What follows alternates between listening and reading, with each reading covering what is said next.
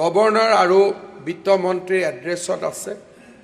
আমি এখন নতুনকৈ কমিটি কৰিছোঁ যে অহা 5 বছৰত আমি কিমান চৰকাৰী চাকৰি দিব পাৰিম, কাৰণ আমি ৰাজ্যৰ জনগণৰ আশা আকাংক্ষাৰ চাকি গছি আমি জ্বলাই ৰাখিব খুজিছোঁ, যাতে আমি নিৰাশাত নপৰোঁ। আজি মই আপোনালোকক আনন্দ সহকাৰে ক'ব খুজিছোঁ, অহাবাৰ চৰকাৰ অহাৰ লগে লগে বাকী নিযুক্তি বাদ প্ৰথম 3 বছৰতে অকল শিক্ষা বিভাগতে 55,000 চাকৰি দিব পাৰে।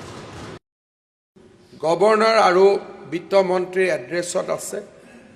আমি এখন নতুনকৈ কমিটি কৰিছোঁ যে অহা 5 বছৰত আমি কিমান চৰকাৰী চাকৰি দিব পাৰিম, কাৰণ আমি ৰাজ্যৰ জনগণৰ আশা আকাংক্ষাৰ চাকি গছি আমি জ্বলাই ৰাখিব খুজিছোঁ, যাতে আমি নিৰাশাত নপৰোঁ।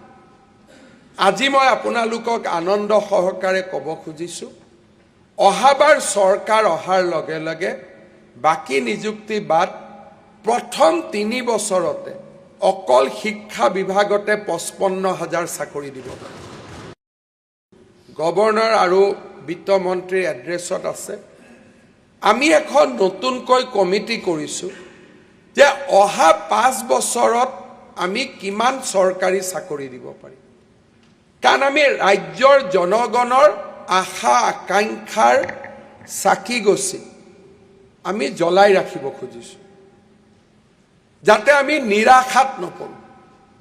আজি মই আপোনালোকক আনন্দ সহকাৰে ক'ব খুজিছোঁ, অহাবাৰ চৰকাৰ অহাৰ লগে লগে বাকী নিযুক্তি বাদ প্ৰথম 3 বছৰতে অকল শিক্ষা বিভাগতে 55,000 চাকৰি দিব পাৰে।